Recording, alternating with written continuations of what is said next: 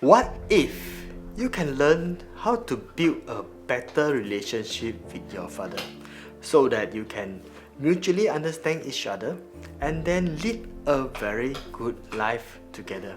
Not just that, by having a mutual understanding, you were able to be more harmony to yourself and then enjoy your life journey together with him. Today, we are glad that we have Anthony Sebastian with us with his book, Father Love You. And he shared the learning that he has together with his father and how can you also learn from him. Let's dive in. Hello, good morning, everyone. Welcome to our first 2025 book club sharing session. Um, for those online, feel in to key in your question here. I'll read it out in the end of the session. And please be reminded this session will be recorded.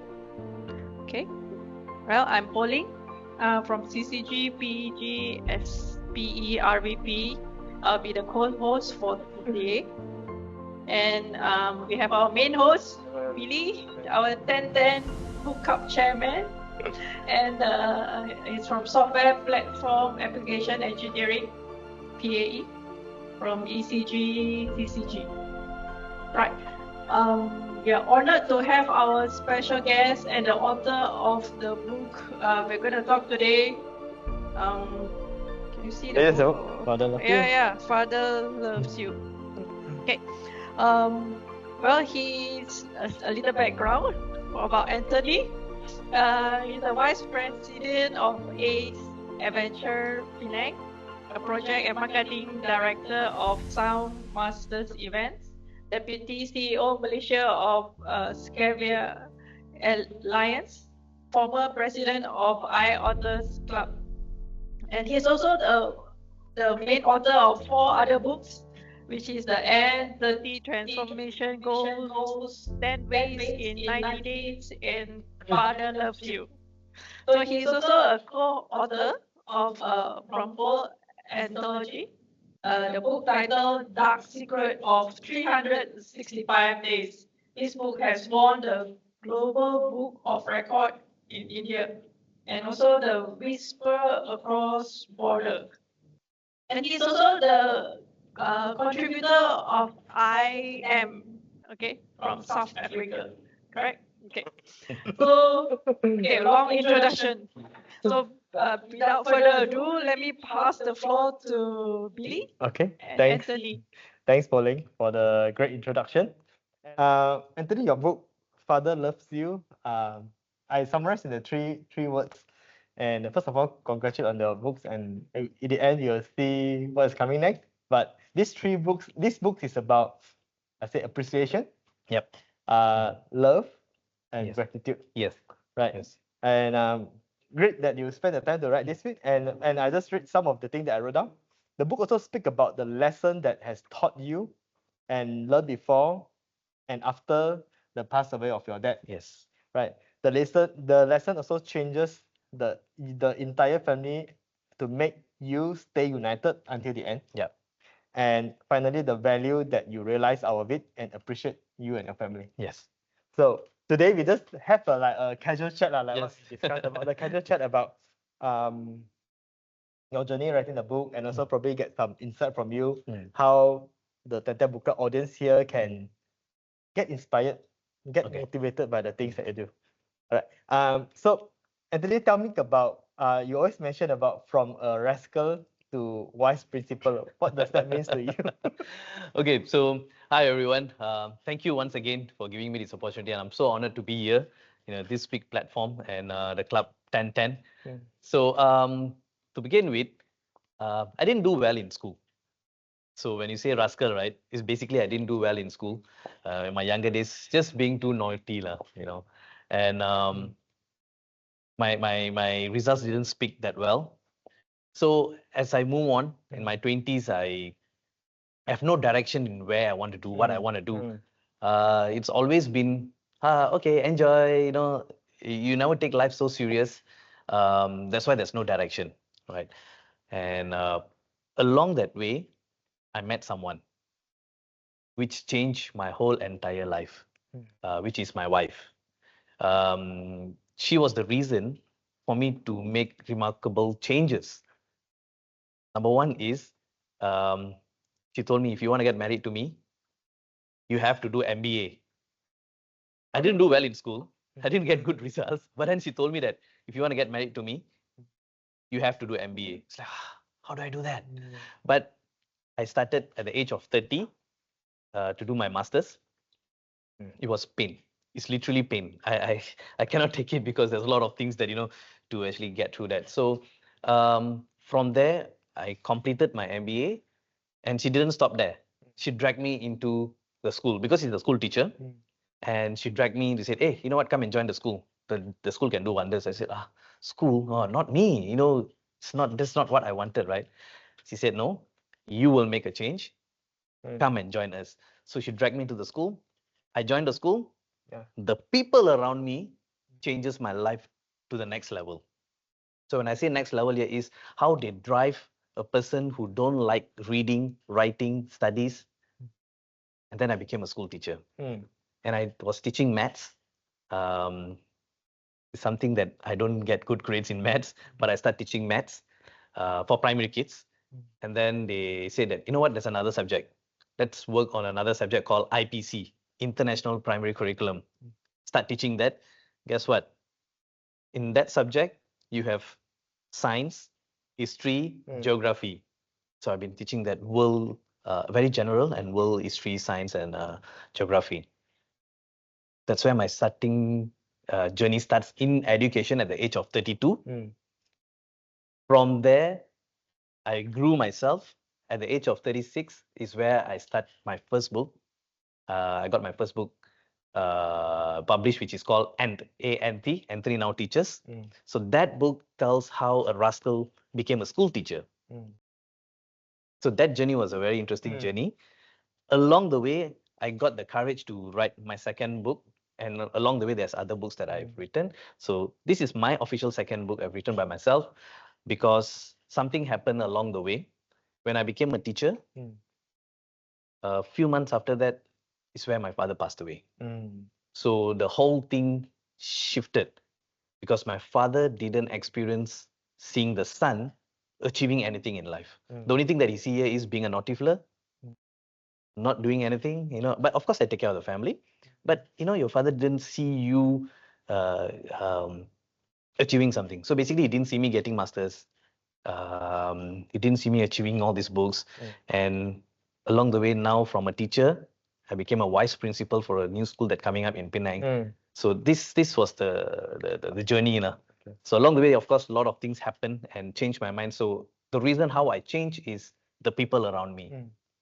Yeah. So, for that, right, just tell me about a bit more about your childhood. You mentioned about how it has been, right? So tell me about your childhood, how you were raised, what did the environment that foster in the term of how you think, probably how you understand the world. Okay, so when I was young, right, I got a very strict father. My father is very, very strict.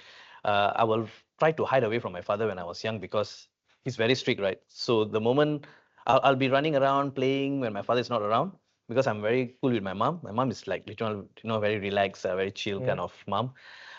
The moment I hear my father's motorbike sound, I'll be inside my room. I try to stay away from him because I'm scared of him. So that is during my younger days. And because I do a lot of crazy things, right?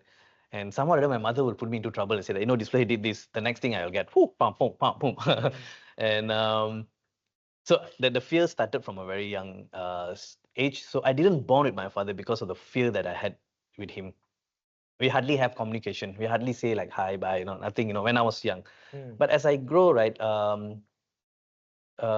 see, the thing here is when talk about studies, right, when my younger days, I didn't do well is because I was forced to study. I was forced to do this. It was more like I have to force to do it.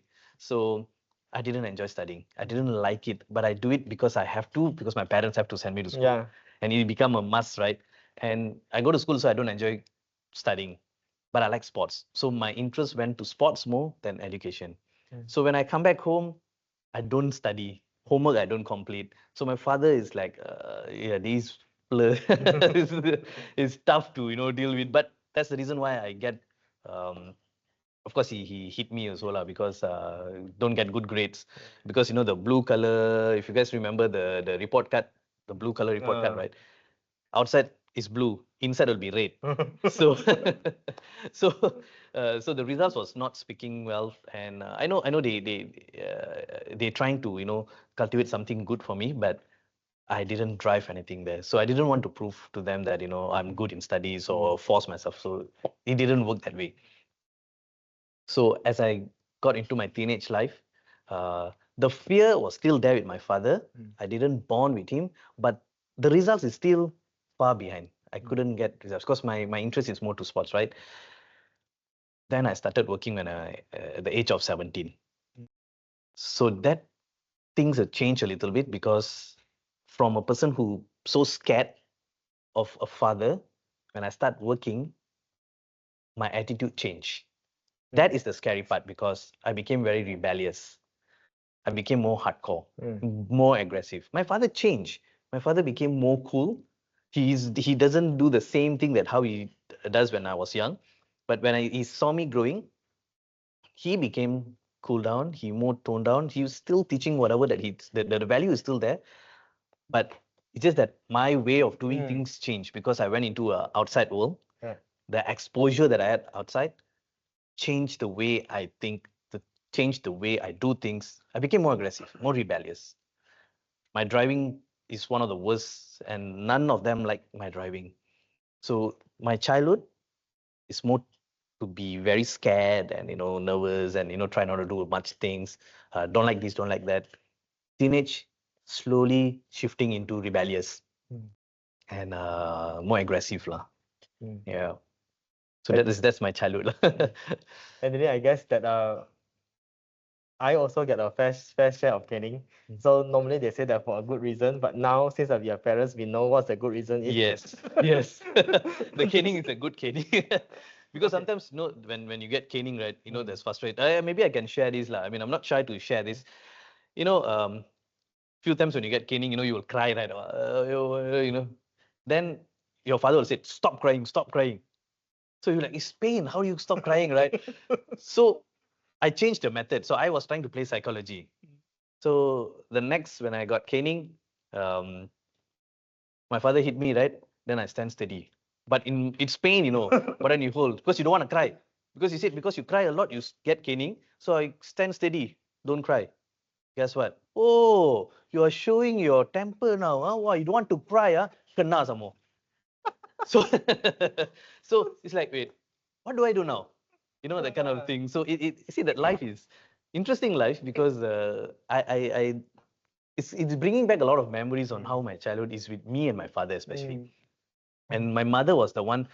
She is cool, but she tells everything to my father. She cannot hurt him. There's no way you can find ways to. Sometimes she take care. She hides certain things from my father, but because I also too much do things a bit more wild. So she had to tell my father. So there's no way I can avoid that caning lah. Okay, and Anthony, would you share an unforgettable moment that you have had with your father? There's a lot. Me being scared and all that, I think that's quite common. But that something actually happened with me and my dad. Until today, I feel that I couldn't forgive myself lah. That is I never talk about it, but I didn't know this question is coming. But that hit me. The first thing that hits me. This is when I wanted to get married. Few months before to get married. So my family all came to the house and we were all having a chat, discussing and so and slowly I was bonding with my dad, but it was still on a surface level. It's not that close, but we were bonding because I'm almost 30, so that's the time that I'm bonding with him. I don't know what struck to me because we had some argument. Something happened and then there's an argument. Because I had very bad temper. I very, very bad temper. So literally I can just, break things up, just, that kind of temper that I had. So we had that heated argument. And it's just that when he hold me, first time he had, because I wanted to get out of the house, right? So he hold me and I tapped his hand and I walked out of the house. That is the most painful moment and something that I cannot forget at all. And I know that I cannot forgive myself for what I've done because it's too painful.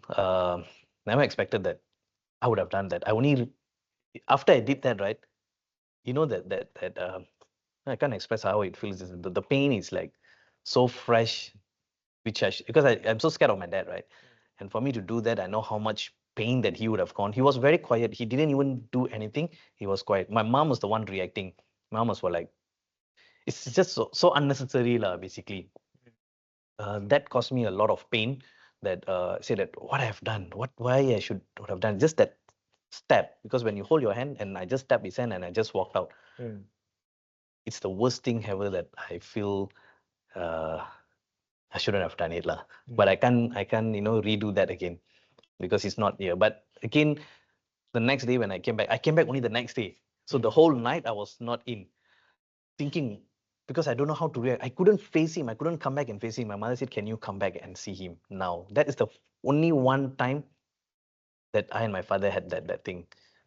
He didn't scold me. He didn't say anything. He was very, very quiet because I think would have shocked him a lot that his elder son would have done this. I came back. I really don't know how to even go into the room. He was in the room because my father is a guitarist. So he was just, with his guitar playing. I know that, he's broken now. I really don't know what to say. I don't know. There's no words lah. But something told me, you got to do something. You cause a big damage. And how do you do that? So I walked in. He was sitting with his guitar. I just grabbed him. For the first time, I just grabbed and I just kissed on his forehead. He looked at me. He just told me, don't do that again. That's all. That was our conversation. That's one word he just told me. And I walked out. I was in tears. I said, oh man, what I have done. So that is the one thing I'll now forget, and I cannot forgive myself also. Then I slowly start realizing that what a father is, what he can do for you. Yes, childhood is a different thing because he's trying to rectify problems. So their way of rectifying, but you can't blame them. It's their way of actually rectifying issues. How they control you, how you take things into managing the kids, right? Because you're just a naughty kid. So for them, yeah, caning was the solution so that you will listen. But then things were a bit different. So I became more rebellious, not realizing that the caning and all that make me more hot-tempered person. But things change. Slowly things change. After that incident, a lot of realization came into the picture. Then I haven't got married yet. It's like a month or two, so I'm going to get married. My wife sat with me because so happened my wife was there also. She saw me. She said that this is completely not you at all. Then sat and then she also talked to me. She said that you got to stop this. This is dangerous. You will affect your family. You one person making this decision will affect because all of us are very, very close. So if you making that decision, doing these kind of things, it will damage everybody's set of mind, the love. So slowly I start changing. So now my temper and all that, I think it's gone. Thank God. More calm, more relaxed. So, and then what you shared is not just an unforgettable moment, but it's an unforgivable moment as well. Yes. And just curious, if you have the chance to be back, then how would you do? I would say that I should have just talked to my dad and they said, what happened? Rather than being so aggressive, I just would have just hold him for a while, said, hey, dad, let's get things sorted. Rather than do that and just move away. So I didn't solve a problem, I created a problem. If I go back to that situation, I rather solve that problem. I should have stand up firm in getting things sorted than being heated up. So yeah. And however, in the hindsight, that things had gone where it need to be, and I'm not sure if that time you are a good communicator. I'm not sure your temper will go away. We don't know. It went away because the people around me showing me so much of love. That's why one of the reasons that I want to come out, my books are there. Why I wrote my books, because I don't like reading and don't like writing. Both also I don't like. If you ask me what are the books that I've read, I actually don't read books at all. But then I can write. So I use my strength in writing, but I cannot read. Even if you ask me to read book, I cannot. I will be like, the first page, second page, I'll be like dozing off already. Till today, I'm having that trouble, but I'm forcing myself to at least read 1 page, 2 page, but I still haven't put the effort yet. But I can write. So if you see that from not being who I am and now I change, is because of the people around me. Correct. Who drives me Correct. is the people. That's why I said, who are your group? Correct. Your people surrounded with, how they carry you up, how they guide you. Correct. For me, it's not me by myself. It's who was just next to me. Correct. And I think, and then to reiterate what you mentioned, recently I read a book from Peter Drucker as well. And then one key point that you have stated just now is that doesn't mean that you don't read, you a project for me to quote, you are stupid students. It's not. But the mode how you study is different from other people who are being generally categorized as an good student which read a lot of books. That doesn't necessarily mean if your mode of learning is writing, by all means, right? Your mode of learning is reading, by all means, read. So this is what I would say. And I think Anthony, in the book you mentioned about this situation briefly. I just want to recall that up and see what you mentioned. We'll go through more on your life first, and then we'll talk about more of what your personal thought on motivation. And if you would recall back when you was 28 years old, what happened during the first time you had a drink with your dad? Can you share with me that? I think we got connected. I think that was a long lost You probably thing. share a bit of snippet what happened at the day so that people got some idea. And if you all doesn't read the book yet, I think it's pretty simple read. Yeah, I think you can finish in one sitting. Go ahead. So what happened here is, like I said, you don't really bond. I didn't bond. I didn't bond with my dad. And he don't like me drinking. He said, no, he don't like me at all to drink. But I started drinking. But I was hiding from him, avoiding from him. But then that's not good. That's the reason why, I'm not sure whether I can share this, but yes, I became like a party animal, and I only come back home at 5 o'clock, 6 o'clock in the morning every day, almost every day. So that's to see that my 20s, the life was very different. As time passed by, of course, my dad got to know. He never even asked me a question, but he told my mother, what happened to this Fleur? My mother asked me, your father is so shocked that you are doing this. You're the only one, like, don't drink, because I started drinking when I was 25. So before that, I didn't drink at all. I mean, I made the decision of drinking, so can't point finger on anyone. So as I started drinking, I didn't care whatever they say. My mother stopped me. My father was using my mom to actually stop me. He didn't say a word to me. He didn't even want to tell anything to me. Time passed. I think he let it go. He said that, okay, man, let him go. So one fine day of 28, I don't know what, because it's just something hit me. I went back home. My father was like, was quietly seated at his place. And I said, is everything okay? Then he said that, no, things are not so okay for me because of my job and all that. I said, okay, come, let's go for a beer. I called him. So he got a shock. It's like, huh, why are you calling me? He said, no, come, let's go get a beer or something. So he likes to drink stout. I said, okay, let's go. So both of us went to this cafe. We sat, I ordered.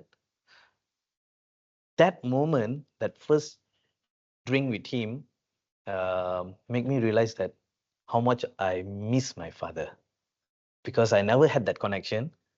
I broke the connection just like that. He came and he cheers with me because we never did that.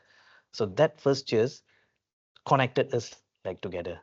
Then slowly he start opening up to me, start talking to me, start sharing with me. Before that, there's no sharing. It's like, hi, bye, okay, hi, okay.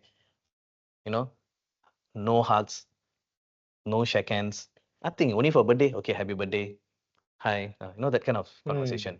But that drink bonded us, brought us together. He started sharing to me. I started sharing. So that was the age that I was getting closer to him.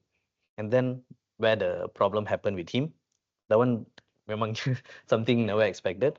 Then we bonded again. Mm. So the 28, that drink, I would say, is the reason why we bonded and we start sharing a lot of things. Mm.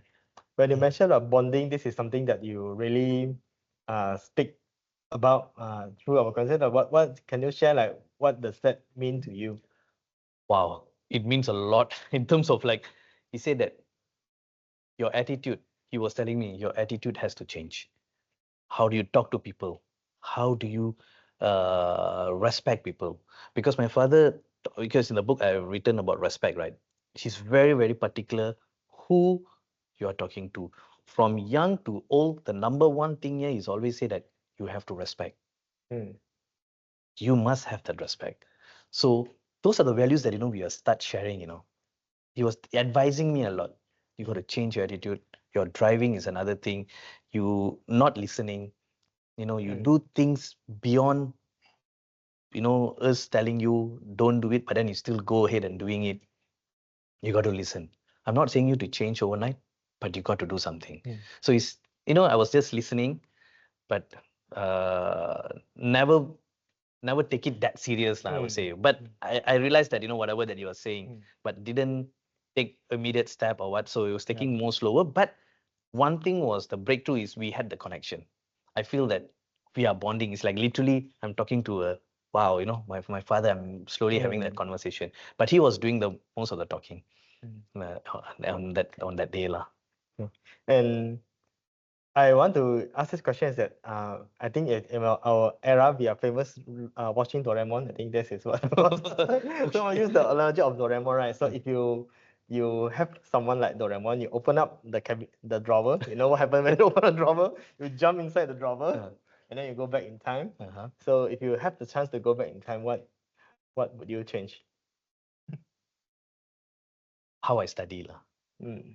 I wanted to change my studies. Mm. Be that boy who brings back good results where your mom and dad will be like, wow, wait a minute, wow, that kind of thing. Not like, what is this? Wah, wah, wah.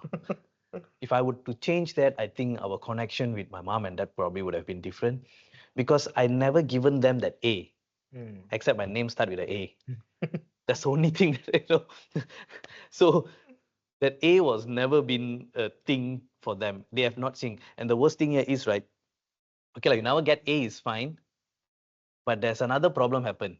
I don't know whether you guys experience this or not. You have a fixed line in your house, right? Somebody will call because they also have their kids.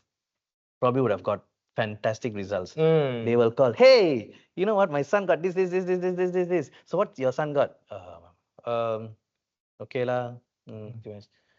Then after slamming, see, I have to answer all this call. Blah, blah, blah, blah, blah. I was like, oh man, what is this? So make them more aggravated. Sometimes people make things more aggravated. But if I can make that change, right? That phone call gonna come. My mom was like, hey, you know what? My son got straight A's. My son got this. I think that would have been something I would have wanted to see, because they never seen that side of it. So, and then I'm curious, for what you say is that getting a good result by fixing the way how you study, and that brings some proud in your parents, lah. And I'm curious if really your kids do that to you, how if you are your kids, right? I don't know, is that a good like I was saying that, how would that resonate to you? Okay, if for like my kids, right? See, if you must balance it up, I would say. Not so much of like a kind of thing, but you make them like studying rather than forcing them studying. Because the moment you start forcing them studying, they will be like, ugh, it's not exciting. Because kids, you want something more exciting, right? So if you make studies or school exciting, then they themselves will bring that result. It's not so much of A, but at least something good, something, oh, wow, you got this kind of thing. Yep. But like for me, it's like the whole thing is gone. So you got what I mean? So basically, it's like because of forced studies, not exciting studies. If it's exciting studies, then you bring that the result will speak. Forced studies, yes, some of it is you can get it because you're forced to do it, but you don't enjoy what you're doing. Okay. So for my kids, I would say that I want them to get excited about what they're doing. So I change a little bit in terms of like how I guide them. I don't force them. Say, you want to do this? Okay, this is what you get. This. You know, is how I explain or share with them in terms of like how do you do your things. Yeah, it's different. I guess that based on your past experience, you also like learn a better way for you to inject a good value back to your children, and Yeah. rather than making the learning a proud thing for you, but it's a mutual teamwork. Of Mutual, making must a be learning mutual. experience, Yes, right? yes. Thanks. And then I move on a bit. Right? So what is the key value that is guiding your principles in life? Will you share that? What is the key value that is your guiding principle in life? I appreciate everything around me. That is the key thing that I always appreciate. Who I am talking to, what I have in my life, wherever that I am, how do I appreciate it? It's like now with you, I have to appreciate, your time spent and giving me this moment. This is called appreciation. Back then, you don't appreciate these kind of things. You don't appreciate people around you. You don't appreciate things that you have. The smallest thing that you have, you start appreciating. I think that's the greatest thing. So that is appreciation itself. Because you only start appreciating when you start losing something, right? Because you don't have that and you're losing that part. But when you realize that the appreciation gives you different feel, and I know that by doing that, you feel very, very good. Your whole entire energy, your vibe just change. Like every morning when I wake up, the first thing I appreciate, I say, thank God, I have another day to go. I changed the concept of like, how do I live my life starting from the morning itself. I appreciate the things around me. When I go to school, when I see my students, I get excited. I see the teachers that smile, we have chit chat. The people around me, I start appreciating them. The simple, being grateful for things around me, because I know, okay, if you ask me why exactly that happens, my dad slept and never woke up. That's the end of it. We don't know how it's going to happen to us as well. If I don't appreciate this moment, when? If I'm going to sleep and not going to wake up tomorrow, it's over. There's no, the chapter is closed. There's no way you're going to open the book again. It's over. So I have to do it right now. I have to practice it right now. So that's why the appreciation has to be very, very important. And while you appreciate things around who you are, especially people that you're meeting, right? Again, comes back to my father's number one rule, respect. You still have to respect people, because if you don't expect in return, but by you practicing it, people know who you are. So that's the reason why my surrounding, my people, when I get together with them, we energize ourselves, we get excited about what we are doing, that kind of feel. Yeah. So appreciation. Okay. And then for those that is listening, right, and this is what I quote you from the book, and it resonated to me, is that if there is any questions that you have not yet asked your father or your mother, if they are still around, very grateful that they are still around. And if you have never asked that, go back and ask them. Yes. Like if there is any unforgettable things that Yep. you felt that you need to seek forgiveness, right, go there and go back and tell them as well. Yes. Because you never know, tomorrow they never wake up. Yes. Yeah. Yes. Because, sorry, just Go feeling ahead. a bit. Because it was so tough to accept the fact that he never wake up, right? And I didn't have, I was the only son that didn't have a chance to say a goodbye. Oh. So that was too painful, because um, because it was Easter, right? Easter was coming. He actually invited everybody to the house. So we were excited. We know we're going to meet. Because for you, it's okay, we're going to have function, we're going to meet the next day, and Another Easter is function, coming, another another function is coming, so we're going to meet and stuff like that. Good Friday, everyone went to church. My father was busy painting the house because everybody's coming to the house, so he didn't go to church. And I was in the hospital because my wife was admitted, so I had to stay, which I supposed to go back, but I didn't go. I had a chance to go back and see. I supposed to go back to my house just to Mandi because I didn't want to go back to my house because I had a baby boy, newly born, and my wife had influenza. So it's just that I didn't want to go back because of being in the hospital. So I wanted to go back to mom's dad's place, Mandi, and then come back to the hospital again. But I decided not to go because I don't want them to, I said no lah.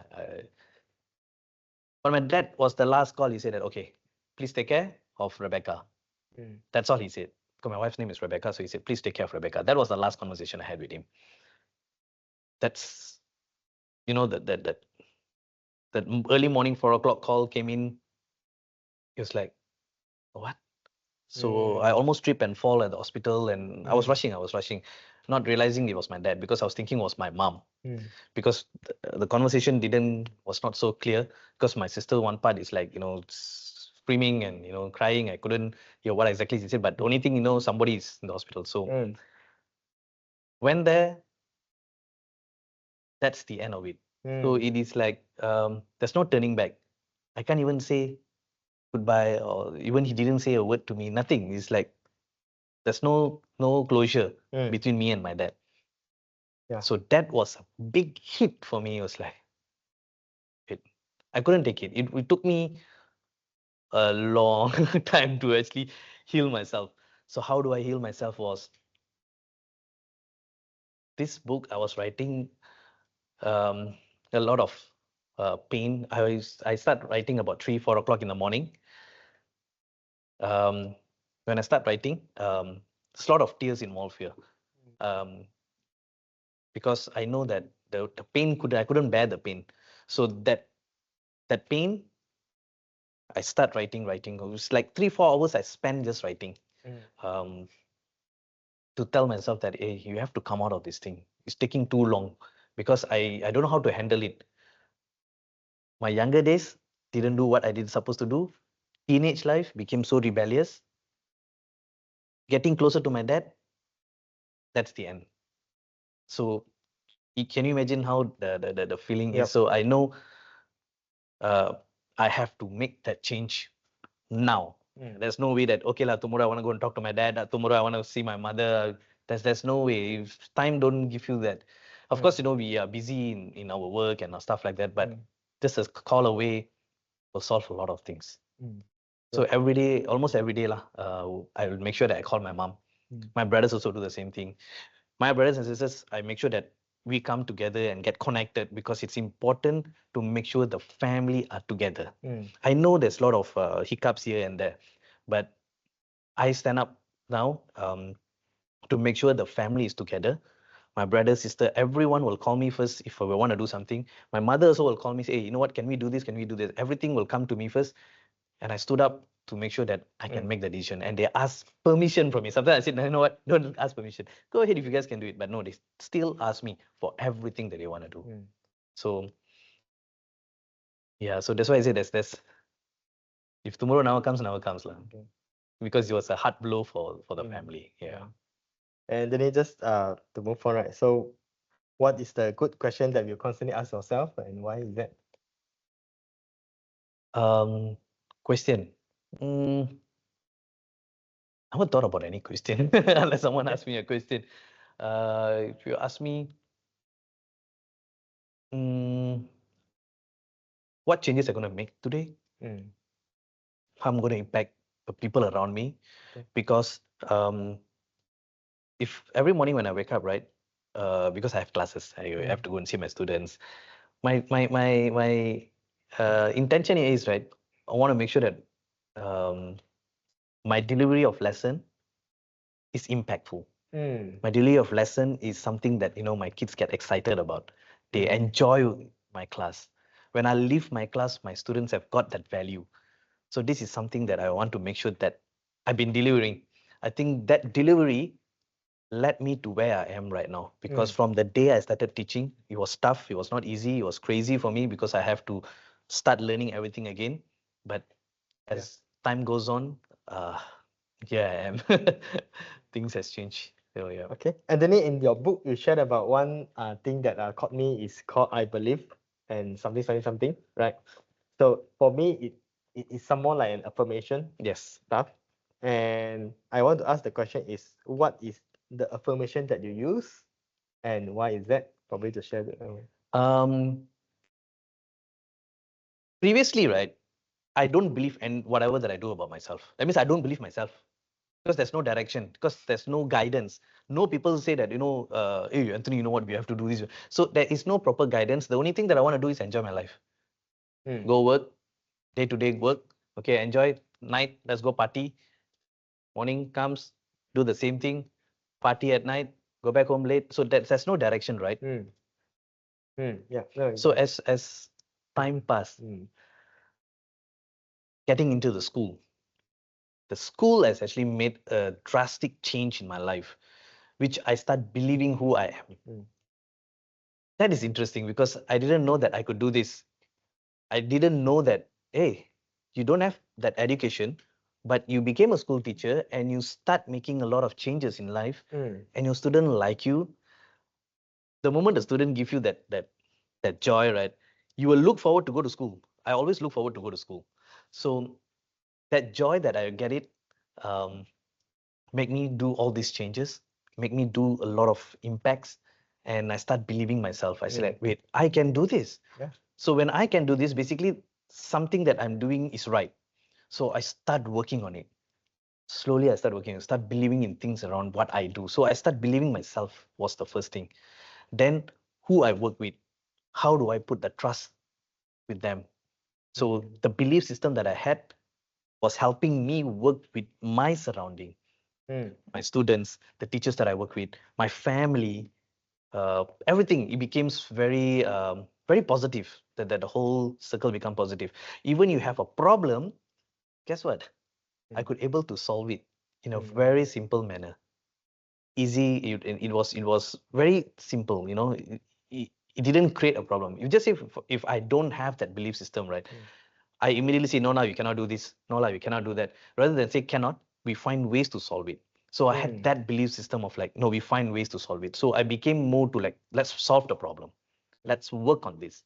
Let's get things going. Yeah. Rather than avoiding it or putting a stop for it, depending on what situation. So that system that I know I build myself and it keeps me going. Correct. Yeah. So that's the system I would say. So every point, everything that I do is just that that I know that I have that belief system to move on. And then how what you say just now, it means somehow like for you to move at a more less preferred state of, say, example of fear, of confusion, of lack of direction, right? You can move to more like hopeful state. Yep. Because you believe that you can, and doesn't mean that you know the how, but you just have this Go with the flow. energy in here that it can work, right? Yes. It can work. Then that is good to always think, to have pulse check to see where you are. Yeah. And probably I believe it's a good affirmation that you could use so that you can move a bit higher up to the scale. So like for example, right, there is breakdown in anywhere. It can be in a company itself. There could be a breakdown. At home, you definitely have some breakdowns. It's not going to be smooth all the time. But when you know who you are strong in what you're doing, the problem becomes very small and you be able to deal with it and not make decision like if I were the same as my 20s, right, then the problem is not solved. Probably I would have created even bigger problem because of me being rebellious, being aggressive. It's like, oh, wait, making decision, hardcore decision. Okay, you know what, you are done. You know what, you are done. That kind of decision that you start making, because I'm sure that you guys have heard this where when your emotion is high, your intelligence is low. So it's something similar to that. You see, it's like you can't make proper decision. But when you switch yourself in terms of like who you are and how do you think that you can make a very um, positive environment, I think that gives a lot of changes, not just for yourself, but your surrounding it. So every time when I talk to someone, when I share with someone, even at home, how I speak to my son, my wife, is more relaxed. Even my wife also said, wow, you are more cool right now. I said, yeah, okay, that's good. So my working environment is too different because I worked multiple companies, right? Uh, Ever since I came into school, I think my patient level has gone. Whew, I'm very, very patient. Not like how I was in my previous companies. My previous companies is like I became very rebellious with my boss also. So that's the reason probably why I didn't grow. So I would to look the difference, right? My previous company with my bosses and all that, that my boss said that this one cannot, your boss law, you try to show that you're angry, and then you go against it. Then I try to fight to see whether if I can go up my ladder, try to go up the ladder, but then you fight with your boss how to go up the ladder. You've got no idea how to, but then at the same time, not that you want to please your boss or what, but you don't know the direction because of your performance as well, right? But when I came in teaching, I don't know, probably I'm working with the kids. Things has changed. I become like a kid. I feel that I'm more kid than them because during my younger days, I didn't study that well, right? So when I joined, because of how they build the lesson is so interesting. So as I work with them, my patient level, everyone said that teaching is so difficult. Oh man, these kids and all that. Because I work with primary kids, right? But I enjoy working with primary kids. I'm just part of them. They jump, I jump together. They do this, I also do together. Say, hey, let's do this, let's go crazy, that kind of thing. So been enjoying that life, and that's how I've been growing without me realizing. My boss said, my founder said, hey, guess what? You're going to Penang. You're the vice principal. From teacher to vice principal. Wow. So it's a different direction altogether. So what can see without any expectation, right? But what they see in me led me to where I am right now. So see all these small little changes, but for me it's a big changes. Sometimes people say that, wow, so fast you become this. Because my friend, when I became a school teacher, they said, hey, are you serious? Why are you going into teaching line? You know what to teach? The kind of, the lot of condemn, a lot of critics say that you can become a teacher. Are you teaching the right thing in school? Make sure you don't teach the wrong thing. That kind of thing they put me into. But now I think I have a different way of looking at things. Yeah. All right. So Anthony, what I'm going to do next is that I will ask you a few rapid fire questions. And after that, for people who are in the room, if you have additional question after that, you can raise your hand to ask the question. Or those online, you can put your question in the chat. Pauline will monitor that and ask it through the microphone so that everyone in the line can hear it, plus we can hear it as well. And then, here you go. So, and then if you have an gigantic billboard anywhere with your favorite quotes or message or whatever that you wanted to say, that hypothetically can blast and be seen by billions of people, what is that going to be and why? To create your identity, to create your identity is to identify your inner value. So there are 3 I's there, right? Your identity, and you need to identify, and it's your inner value. Once you identify your inner value, your identity is automatically created. That's what I feel. When I was young, they call me Semut. Semut is ant. Okay. Semut in Malay lah. But that Semut now has come real. So that's the Semut, if you guys can see up there. That is created and that was drawn by my wife, the actual drawing. So that is something that I want to tell people to know who they are. If for them to create their own identity, they need to find their inner values. If they can get their inner values right, and the values, because everybody have their own values, but sometimes they don't realize it, they don't know, they don't identify it. Sometimes you have good values, you need someone to tell you that, hey, you know what, you are having these values or what. But can you imagine that if you recognize your values and you start practicing with that values, right, that changes a lot of things. That's where I've created my own identity. From no identity, from no one knows who's this guy, got my first book, my second book, and more to come. Right. Yeah. And So then that will be the billboard there. To create your identity is to identify your inner value. Okay, thanks for sharing. Okay. So, what is one of the best or most worthwhile investment that you have ever made? It can be money, it can be anything. Yeah. Um, I wouldn't say investment. Uh, Actually getting married to my wife lah. Mm. Um, why I'm telling my wife again is because you see, when you want to get married to a guy, right? Generally, they want to make sure that this guy is stable, this guy is good, and this guy is doing this, and this guy is this, that. Because my wife, she was, when she got to know me, she was having masters in physics. Mm. Her education level is the next level. So basically, it's like positive, negative. Mm. Um, and it was not love marriage. It was more on matchmaking. And when the matchmaking, she said, okay, but she got the approval from the father because she asked the father, I want to get to know this guy. Is it okay or not? So the father told her, give that approval, assurance. This guy is okay. He will take care of you, but he has nothing. So you got to find a way to see how you want to build him. So you make the decision. So he told my wife. My wife decided, want to make a change. So she got married to me and make that changes. So literally, when she know me, I got no house. The age of 29, 30, I got no house, no property, bank balance, all don't have to go to that extent also, nothing. All because for me is that day I earn, that day I'll spend everything. That kind of attitude, right? She came, she got married to me, she made me do MBA, she made me become a teacher. So all these changes, I got 2 houses now.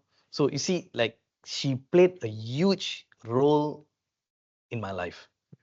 So that changes in my direction. Mm. So that one woman who never played that role, right, in in my life, I think I'll be still partying out there lah. I wouldn't have been staying here. Okay. So yeah. Yeah. In fact, I hope that you share the video to her later on. Oh no, no, this one is not for her. but you see that's the thing, right? How can that one person can change your life? You wouldn't know. I'm not just particularly saying just my wife, but there will be a lot of think other people I play. I guess also the intention of change to figure out your inner value is pretty high, and actually appreciate most things that happen to us in our life. It can be a person, a situation, an event or whatever. But take that event as a learning and see how can we harvest the benefit out of it. Yep. Right. The third question for you and the last question. What are some books or resources that you find particularly influential or life-changing? Since that we are the book club, we have except your own book lah. So any book or resources? Okay. My buddies lah, my two friends, because I don't read books, right? Completely, I know there's no reading of books. Even storybooks also, I struggle. So there are two books in particular is because they are my friend. They also published their book. One of them is CJ Lim. So he wrote this book, My Child, My Legacy. And guess what? We both wrote he wrote his first book, I wrote my second book. We completed together and we published together and we launched it together. So his book, yes, I read his book because talking about again, he wrote from a perspective of a father because he's writing about his child and his legacy. And then I was coming from a perspective of a son and a father relationship. So that is one book that I would say. And then the second book is Marcus. If you know Marcus Theo, Marcus Theo is Now or Never. So Now or Never is basically like, hey, you're going to wait for something to happen or you're going to act right now. So these two books that I read, it took me almost 6 months to read one book. So I took my time. So my even they asked me, you read my book for 6 months, that can finish within like a 2-3 days kind of thing, I said, yeah, I just took my time to read it. So yeah, these two books is something that I forced myself to do it. Okay. Yeah. Anthony, before we go to the question in the chat, right? So throughout the talk and sharing that you have with us, is that when I know you and read your book about your story, based on your looks and how you portray yourself, it is pretty difficult to guess that how you was last time. I think if I throw this to ChatGPT, not sure ChatGPT can come up with the answer of the picture. But it's really One. Yeah. Regarding that 28 years old drinking Mm. ice, I believe that is the moment that where you break the ice, Yeah. when you cheers with your Yeah. dad. So what advice you give us, or those that has not broken the ice yet with their parents? Mm. I believe there are some, because fathers are usually those more very stern, cool. cool, that they have a They don't show their very, love. yeah, they have a very high wall. And Yeah. so what advice, or like Mm. bravery you have to put Mm. in, courage that you have to put in to do the first step, to ask him out for a drink or something like that. Yeah. Go in front of them to say that. Just tell them. You just have to just tell them. Uh, can we talk? Shall we go for a drink? Shall we have dinner together? Can we have lunch? Just that few words, right, will definitely change. Because I know from a perspective of a son to a father who don't really talk, don't even connect, something broke me and say that you got to break this, calling from a drink. But that doesn't mean that you have to go for uh, you know alcohol drink or what. I'm saying just generally, say that Casual chat lah. just ask him, shall we have a chat? That simple thing, right, makes him feel good.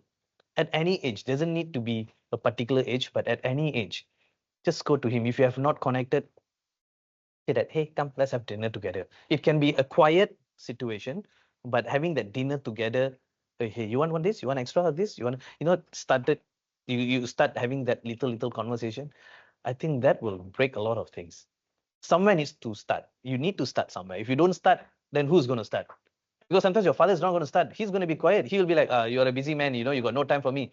You don't expect your father or mother to come. Sometimes they want, but you don't know where to break. There's no breaking point there, because probably he will be like, oh, have you taken this? Have you taken that? It's become like more um, a routine kind of thing where, have you done this? Have you done that? Okay. Have you paid this? Have you paid that? The kind of thing. But the moment you take the initiative and go and say that, hey, dad, come, let's go for a drink. Hey, dad, do this. Let's do this together. That makes an impact. It's not just for that, but also your mother, your siblings, even, right, coming out from house, because home is like literally one home, right? Coming out from that circle is your company that you're working, your friends that you're working. Friends is different. Company, sometimes your communication with your boss is like so draining. You don't know how to communicate and all that. But there is some breaking points. If you know how to break that point, that that just that short phrase, like, boss, can I talk to you, boss? Gives you a lot of guts. And you can break that, you start bonding.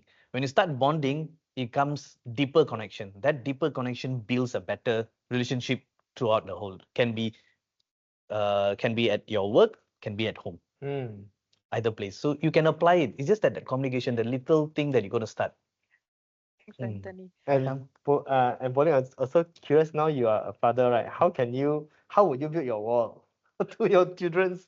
Just curious, how would that look like? I've not built that wall, because And my question is that how would you cultivate the right environment so that your children can be easier for them to call you up for chat or something? Just curious. because the way I talk to them, I just go and hug them, I just go and jump on them, I just grab them. So they also do the same thing on me. I allow them to do that because I never had the chance to do through my dad. I never go and hug my dad. Never even sat on his lap. I don't even remember my father even carrying me. Nothing. But I am doing everything I can for both my kids. At my son 10 years old also, I went back. He was on the bed. He looked at me. got up from the bed, he immediately jumped on me. He's like a, like a, like a collar bear. He just jumped and just, hugged me.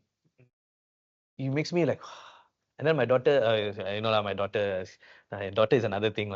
She said, oh, I also have to come, so she also come and jump on me. So don't want to. yeah, it's a different thing like this girl. So so that is like a breaking thing. It's a nice thing, they will share with me, they will talk to me. My daughter tells everything to me. Everything, what the brother do, what the mother does, there, everything. She's like, there's no filtration there. Wow. Everything is been CNN, built. So my son is more, he's more like the cool type. He will talk to me, he will share with me, but then he is more relaxed. If if he feels that he don't need to share, he won't share. It's not necessary. So why do we need to share? He has that, but he will tell his mother in a different way. So yeah. One more question, Anthony. Like besides, like you talk about changes earlier on. So tell us or tell the audience about what the changes you're making in the education now that you're doing, so that everyone kind of know that you're moving from KL to Penang and setting up something. Yeah. Do share with the audience and everyone like Sure. what you're doing now. Yes. One thing start changing is in our school, we have this subject called Powerpreneur, which is entrepreneurship. It's our own brand called Powerpreneur Entrepreneurship. So we start teaching from the age of 6. What is entrepreneur? Sometimes, the moment you say entrepreneur is about business, blah, blah. Yes, of course, it's business, but something involves there, which is the characteristic of an entrepreneur. What are the characteristics of an entrepreneur? So all those things that, we start them from young and give them a direction, and they know that this is real world. They need to know there's a real world, not so much of just learning, teaching, but then they need to know how they are at the current real world. So by the time they leave school, they know how to face the real world. So we are now in the real world. Our education is about real world. We want to bring that, and we want to educate them and nurture them how to actually meet people. How do you talk to people? So the characteristic of an entrepreneur is something that we got into our school, and we were the first school in Malaysia to start with this entrepreneurship. So that is something that we are bringing to Penang. We want to tell Penang, hey guys, it's not just education, but it's something beyond education. Imagine that, you have this education, your academic, and also this entrepreneurship coming together, how powerful it could be. But you're going to start that from a very young age, rather than you're starting after 17, 18, after you finish your studies and, universities. Then that's the time you learn about entrepreneurship. That's the time, you go for courses and learn about this. But then you are already practicing right now. You are learning about all those things that an entrepreneur needs. You start from a very young age. So that is something that we are doing for our young kids. This generation needs that a lot. If not, they will shy away. They will move away, because those social intelligence, those social values that they need, because time to come, you have to meet people. You got to work with people. You got to talk to people. So that is something that, we are working with the students, and that's the impact that we are working on. Yeah. Okay. Sorry. Yeah. Is there any question and there? also one more thing adding on is the STEM. You want to bring STEM into the picture, because again, Penang, right? So we are bringing STEM. So there will be STEM, entrepreneurship, all coming together. We have that lesson that, we want to bring in. So yeah. Thanks, Charlie. Is there any question, Pauline? All right. So if that's it, Anthony, thanks for your time here. Thank you so much. then, Thank you. Really appreciate everyone. Thank you, everyone. If you like video like this, do remember to subscribe and like this video. And not to forget, do check out Authentic Leadership by Dennis Ackerman. He shared about the way how you can build up yourself to be an authentic person and able to lead the cause that you are passionate in. Until next time, my name is Billy Chan. Bye bye.